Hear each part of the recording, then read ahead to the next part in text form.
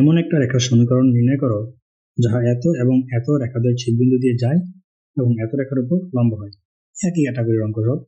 এই রেখার লম্ব রেখার সমীকরণ বের করবা, এই দুইটা ছেদবিন্দু যেটা আছে সেটার স্থানাঙ্কটা বের করবা, তারপর এখানে জাস্ট কে এর মানটা বসানোর জন্য এক্স এবং ওয়াই এর মান এই বিন্দুটা বসাই দিলেই তোমরা কে এর মান পেয়ে যাবে।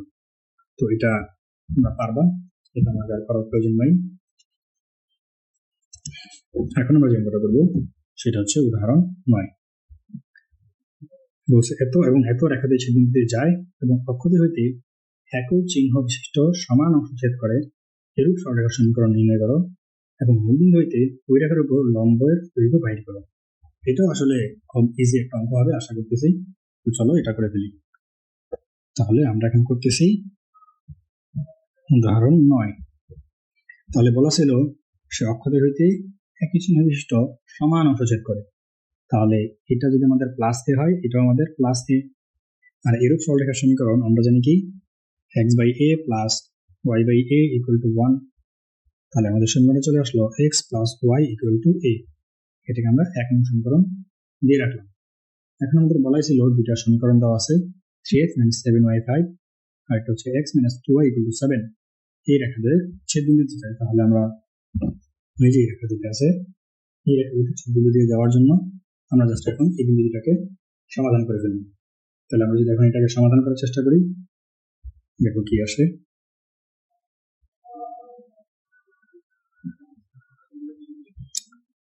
তো আমরা চলে যাব কোথায়, মোডে। এখান থেকে চলে যাবো আমরা কোথায়, ইকুয়েশন। দেখো আমাদের কোন ইকুয়েশনটা লাগবে, এই যে দুটো সমীকরণ, এই দুটো সমীকরণ থেকে মান বের করবো। তাহলে প্রথমটার মান কত, 3x minus 7y5। তাহলে এই দিলাম আমি 3, তারপরে মান আসতেছে -7, ফরম্যাট অনুযায়ী 5 টু পাশে যাবে, তাহলে -5, তারপরটার মান হচ্ছে 1 -2 7। তাহলে আমাদের মান ইনপুট শেষ। এখন আমাদের আউটপুট আসবে 59 26। তাহলে আমরা বিন্দুটা পাই গেলাম 59 এবং 26। তাহলে আমরা এখানে দিতে পারি যে বিন্দুগুলা রেখাদ্বয় সমাধান করে পাই। রেখাদ্বয় সমাধান করে পাই ছেদ বিন্দুর স্থানাঙ্ক, বা যে বিন্দুতে যাবে সেই বিন্দুর স্থানাঙ্ক কত। এক্স মান আমরা পেয়েছিলাম 59, একটা পেয়েছিলাম 26। তাহলে আমরা 1 হতে পাই। আমি কিন্তু এখানে সমীকরণগুলো আর লিখি নাই, তোমরা একটু সমীকরণগুলো লিখে নেবা, তারপর লিখবা যে 2 এবং 3 সমাধান করে পাই, তাহলে হবে। তাহলে আমরা 1 হতে পাই, মানে একে মান বসাই দিই। এক্স এর মান কত, 59 প্লাস 26 সমান a। তাহলে a এর মান আসবে 15 5 হাতে আছে 1, 6 7 8 85। অর্থাৎ একে মান বসাই, যদি বসাই তাহলে আসবে x plus y equal to 85। তাহলে এটা ছিল আমাদের সেই কাঙ্ক্ষিত সমীকরণ। এখন আমাদের এখানে বলছিল যে সরল রেখার সমীকরণ নির্ণয় করো এবং মূলবিন্দু হইতে ওই রেখার উপর লম্বের দৈর্ঘ্য বাইর করো। তাহলে এখন মূলবিন্দু থেকে এই রেখার লম্ব দৈর্ঘ্য আমাদের বের করতে হবে। তাহলে এটাকে কি আমরা এরকম লিখতে পারবো না, x plus y minus 85 equal to 0। এটাকে আমরা 2 নং দিয়ে রাখলাম। তাহলে যেহেতু মূলবিন্দু থেকে, তাহলে আমরা লিখবো কি 0 0 বিন্দু হতে 2 নং রেখার লম্ব দূরত্ব, 2 নং রেখার লম্ব দূরত্ব। তাহলে 2 নং রেখার লম্ব দূরত্ব বের করার জন্য আমাদের সূত্র কি ছিল, ax1, তার মানে 1 into 0 plus by1 plus k এর মানে দেখানো আমাদের মাইনাস, তাহলে -85 divide by root over a square plus b square. এখানে তো মডুলাস ছিলই, তাহলে এখান থেকে আমরা মানটা পাই যাবো। মডুলাস থাকার কারণে এটা হয়ে যাবে 85 বাই √2। তাহলে এটা হচ্ছে আমাদের সেই লম্বের দৈর্ঘ্য। তো আশা করি এটা বুঝতে পারছো, এটা নিয়ে কোনো সমস্যা আর হওয়ার কথা না। এরপর আমরা এখন যে অঙ্কটা করবো সেটা হচ্ছে উদাহরণ 11। দেখো উদাহরণ 11 আসলে কি বলতেছে, 4x minus 2y plus 7 equal to 0 সরলরেখার উপর অবস্থিত একটা বিন্দু নির্ণয় করো যাহা 2 3 -2 4 বিন্দু দুটিতে সমদ্রবর্তী। তাহলে আমরা একটা বিন্দু ধরে নেব আলফা বিটা, সেই আলফা বিটাটা জাস্ট এই রেখা এবং এই রেখা দুইটা রেখা হতেই সমদ্রবর্তী। এটা ধরেই আমরা দূরত্বটা বের করে দিলেই আমাদের মানটা হয়ে যাবে। তাহলে আমরা যেটা করব, উদাহরণ 11,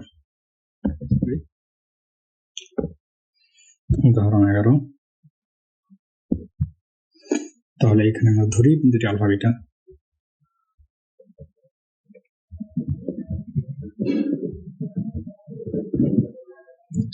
ধরে নিচ্ছি।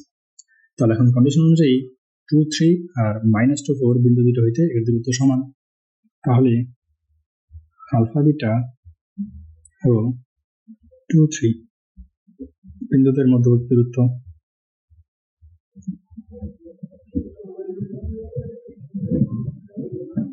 বিন্দুদের মধ্যবর্তী দূরত্ব, তাহলে দূরত্ব আমরা বের করতে পারি x1 - x2 whole square plus y1 - y2 whole square. আবার আরেকটা যে কন্ডিশন আছে সেই কন্ডিশন অনুযায়ী -2, 4 বিন্দু হতেও এরকম লম্ব দূরত্ব সমান। তাহলে আমরা একেবারে লিখে ফেলি, এটা আসলে এখানে না লিখে আমরা সরাসরি এখানে লিখতে পারি। প্রশ্ন মতে আমি লিঙ্কটা লিখি, তাহলে এটা লিখছি সমান আমাদের যে আরেকটা আছে সেই বিন্দুটা হতো -2, 4, তাহলে x1 - -1 হয়ে যাবে +2 a square plus beta -4 square. এই যে দূরত্ব দুটো সমান আমি বসাই দিলাম। তাহলে এখান থেকে আমরা আগে রূপটা বাদ দিয়ে দিলাম। এখন আমরা এটাকে সূত্র বলাই a square -2ab plus b square plus a square -2ab plus b square. এটাকে করলে a স্কয়ার প্লাস 2ab কত আসবে 2 আলফা প্লাস b স্কয়ার আসবে 4 প্লাস বসে গেলে আমাদের আসবে b square minus 8 beta plus 16। এখন জাস্ট এটাকে যদি আমরা একটু ক্যালকুলেশন করি তাহলে আমাদের মান কত আসে দেখি। আলফা স্কয়ার বাদ যাবে, বিটি স্কয়ার বাদ যাবে, আর এখান থেকে আমরা দেখতেছি -4 আলফা, এখানে আছে +4 আলফা। তাহলে এটা যদি দুই পাশে চলে যায় তাহলে হয়ে যাবে কত 8 আলফা। তারপরে এখানে আছে 6 বিটা, যদি এই পাশে চলে যায় তাহলে যাবে -2 বিটা। আর এখানে আছে 4 আর 9 13, তাহলে এটা আমি পাশে লিখি। এখানে আছে 16, 20, তাহলে 20 - 13। তাহলে আমরা এখান থেকে পাবো 8 আলফা -2 বিটা সমান 7, এরকম একটা ইকুয়েশন পাই যাবে। এটা আমি এক নম্বর ইকুয়েশন দিয়ে রাখলাম। আর আমাদের বলাই ছিল যে আলফা বিটা বিন্দুটা 4x - 2y + 7 এই রেখার উপর অবস্থিত। তাহলে আমরা আবার এটাও লিখতে পারবো যে প্রশ্ন মতে যেহেতু আমরা আলফা বিটা বিন্দুটা ধরে নিছি এর উপর অবস্থিত, তাহলে আমরা লিখতে পারবো 4x এর জায়গায় আলফা -2y এর জায়গায় বিটা, তারপর +7 = 0। এখন আমরা এই দুটো সমীকরণকে যদি সমাধান করি তাহলে আমাদের মানটা চলে আসার কথা। তো আমাদের আসলে একটু ভুলে গেছে, এখানে মানটা আসতেছিল আসলে এই যে এটা যদি একটু ক্যালকুলেশন করে দেখো মানটা 7 না, আসবে -7। তারপরে এটাকে আমরা একটা সমীকরণ দিয়ে রাখলাম 1 নং সমীকরণ, আর যেটা দেওয়া ছিল আমাদের এটাকে দিলাম 2 নং সমীকরণ। এখন 1 এবং 2 নং সমাধান যদি তুমি করো তাহলে তোমরা এরকম একটা মান পাই যাবা, x এর মান 0 আর y এর মান 7/2। ক্যালকুলেটরে যদি বসাই দাও তাহলে তোমাদের এই মানগুলো চলে আসবে। আমি এটা সমাধান করে রাখছি। 8 - 2 আর -7, এখানে একটু দেখো 8 - 2 - 7, আর এটার জন্য মান আসছে কত 4 - 2 7, 4 - 2 7। যদি মানগুলো বসাই তাহলে আমাদের মানগুলো আসে একটা 0 একটা 3.5, 3.5 মানে আমরা লিখতে পারি 7/2। আশা করি অঙ্কটা তোমরা বুঝতে পারছো।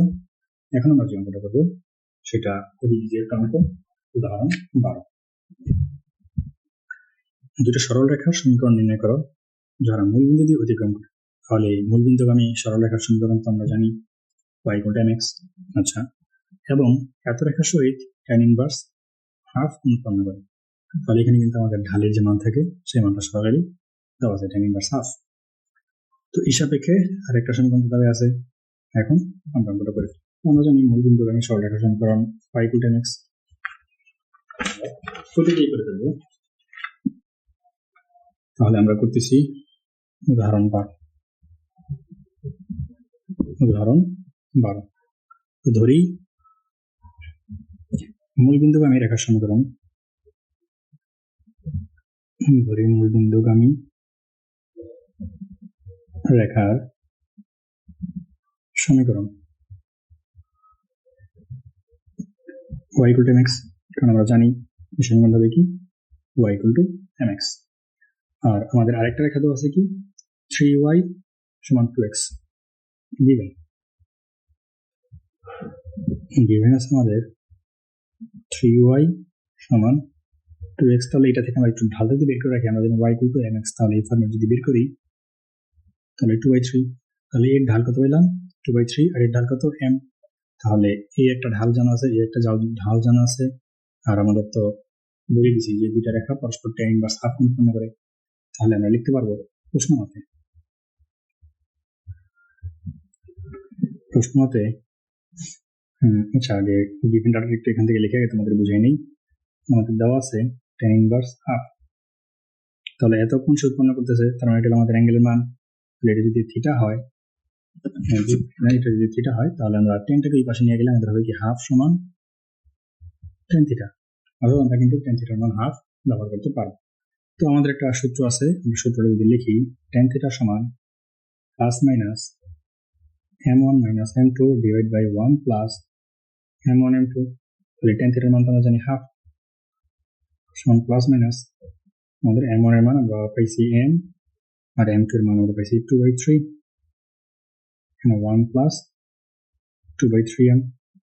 এখন এটাকে যদি তোমরা ক্যালকুলেশন করো, একবার প্লাস একবার মাইনাস ধরে, তাহলে মানটা পাই যাবো। তাহলে পজিটিভ হলে আমরা কি পাবো হাফ সমান, এখানে আমি একবার লসাগু করে দিচ্ছি, তাহলে 3m minus 2 divide by 3 into গুণ চিহ্ন দিয়ে যদি উল্টাই দিই, তাহলে এখানে আসবে 3 প্লাস 2, উপরে চলে যাবে 3, আর এখানে আসবে 3 প্লাস 2m, 3 কাটা চলে যাবে। এখন এটাকে যদি একটু আর্গুমেন্ট করো, তোমরা পাই যাবে মান 3m মাইনাস 2, 3 প্লাস 2m, এখানে আছে হাফ। আমরা আর্গুমেন্ট করলে 3 দুগুণে 6m মাইনাস 4 সমান 3 প্লাস 2m। এটা যদি পাশে নিয়ে আসি তাহলে আসবে 4m, এটির পাশে গেলে আসবে 7, তাহলে আমরা m এর মান পাই যাব 7/4। তাহলে আমরা পজিটিভ ধরে m এর মান পাইছি 7/4।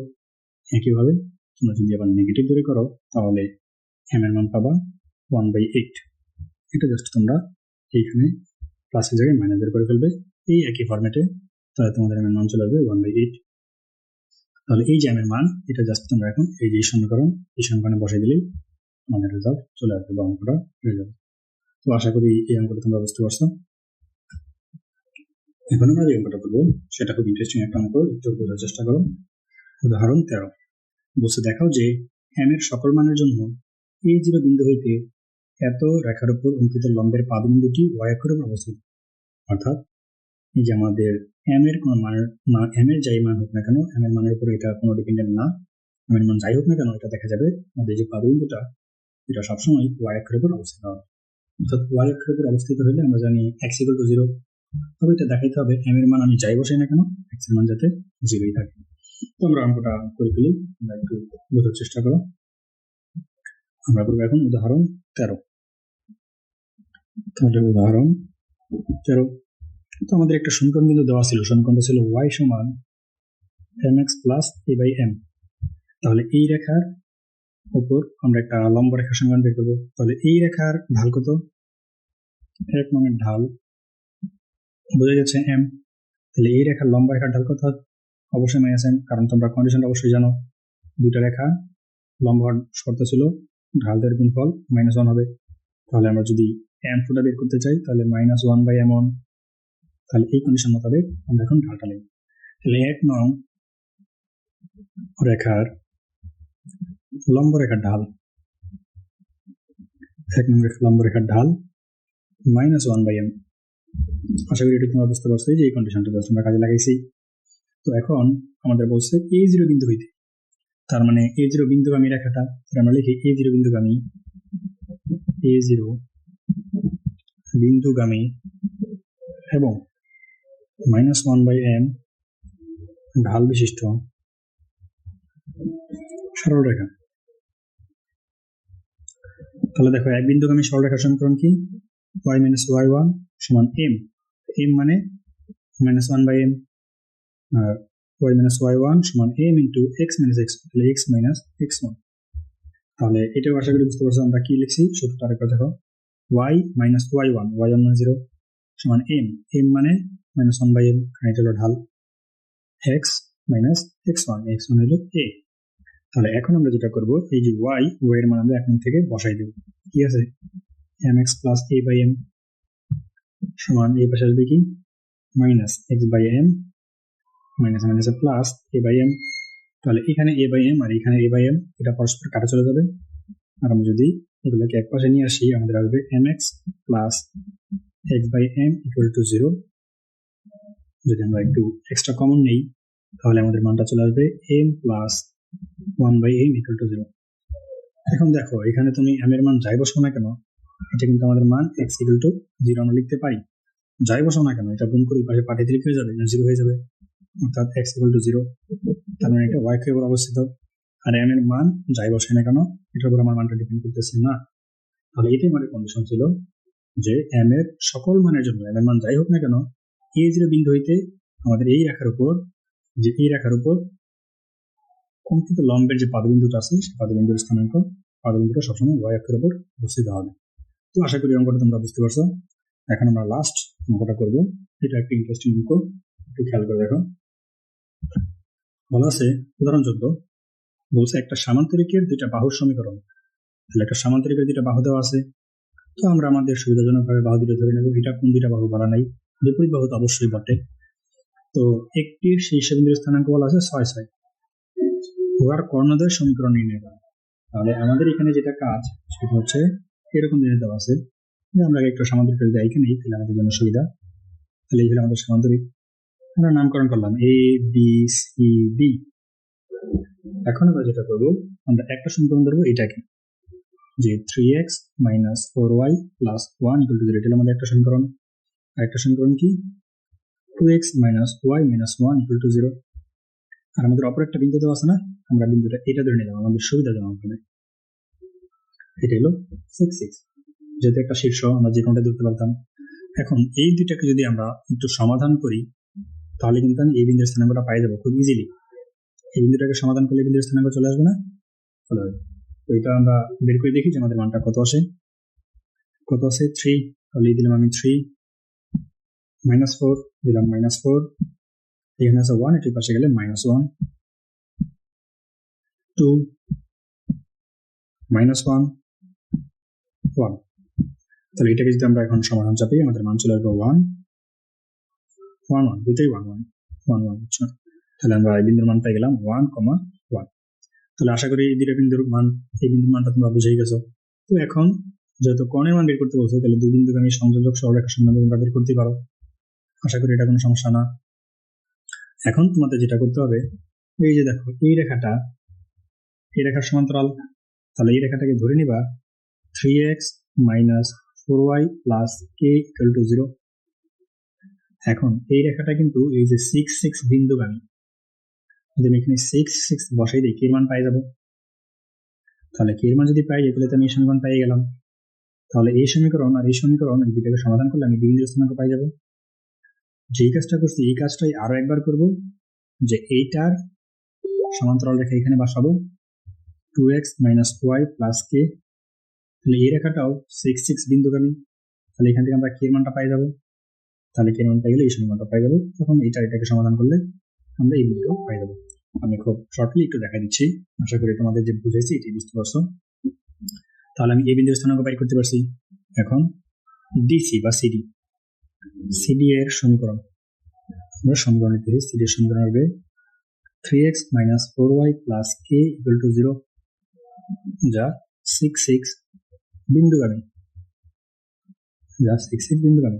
তাহলে 3 into 6 minus 4 into 6 plus k equal to 0।